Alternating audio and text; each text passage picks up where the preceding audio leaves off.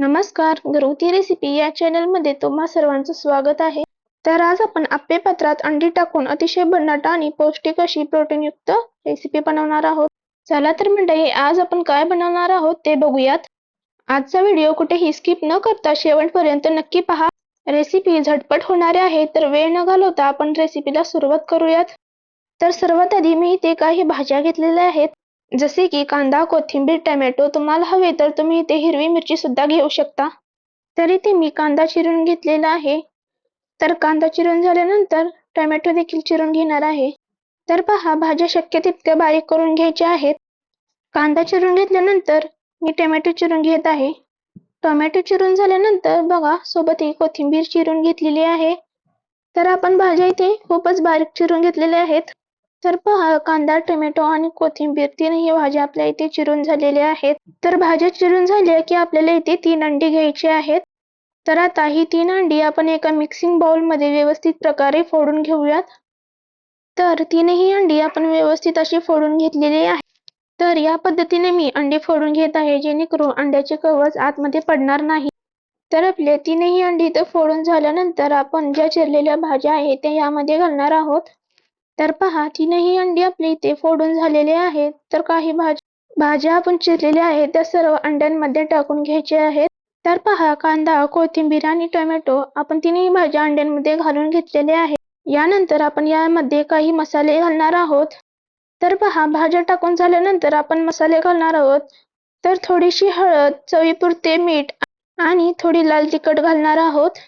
तुम्ही लहान मुलांना देखील हा पदार्थ खाऊ घालू शकता, पण जितके ते तिखट खातात त्या पद्धतीने तुम्ही यामध्ये कमी जास्त तिखट करू शकता. तर आपल्याला हे सर्व जिन्नस व्यवस्थित असे मिक्स करून घ्यायचे आहे. अंडी यामध्ये व्यवस्थित अशी फेटून घ्यायची आहे. तर इथे अंड्याचे मिश्रण तयार झालेले आहे. अगदी प्रोटीनयुक्त आपला हा आजचा पदार्थ आहे. तर पहा, गॅसवरती आपल्याला आप्पे पॅन गरम करायला ठेवायचा आहे. पॅन असा व्यवस्थित गरम झाला की याच्या सर्व साच्यांमध्ये तूप घालायचे आहे. तुपाऐवजी तुम्ही तेल सुद्धा वापरू शकता. आता लगेच तयार केलेले अंड्याचे मिश्रण या साच्यांमध्ये भरून घ्यायचे आहे. तर मिश्रण भरायच्या अगोदर हे अंड्याचे मिश्रण व्यवस्थित असे मिक्स करून घ्यायचे आहे, जेणेकरून तळाशी गेलेल्या भाज्या वरती येतात. तर पहा, इथे मी सर्व साच्यांमध्ये थोडे थोडे करून तूप सोडलेले आहे.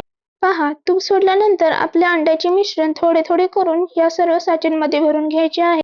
हवे तर तुम्ही यामध्ये चीज सुद्धा वापरू शकता. तर मंडळी, तुम्ही हा व्हिडिओ कोणत्या शहरातून किंवा गावातून बघता नक्की मला कमेंट करून सांगा, जेणेकरून मलाही कळेल की आपले व्हिडिओ कोठून पाहिले जातात.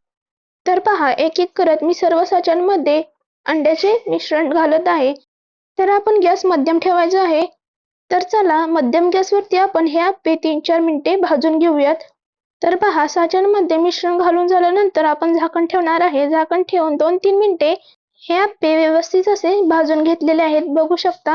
पहा, तर यावरचे झाकण काढले, यावर थोडे तूप सोडून घ्यायचे आहे. माझ्या साच्यामध्ये तूप वरती आले आहे, त्यामुळे मी तूप सोडणार नाही, पण तुम्ही सोडू शकता.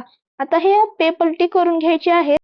तर पहा, इथे तुम्ही पाहू शकता खालच्या बाजूने सर्व आप्पे भाजले गेलेले आहेत. सर्व आप्पे पलटी करून घ्यायचे आणि दुसऱ्या बाजूने देखील भाजून घ्यायचे आहेत.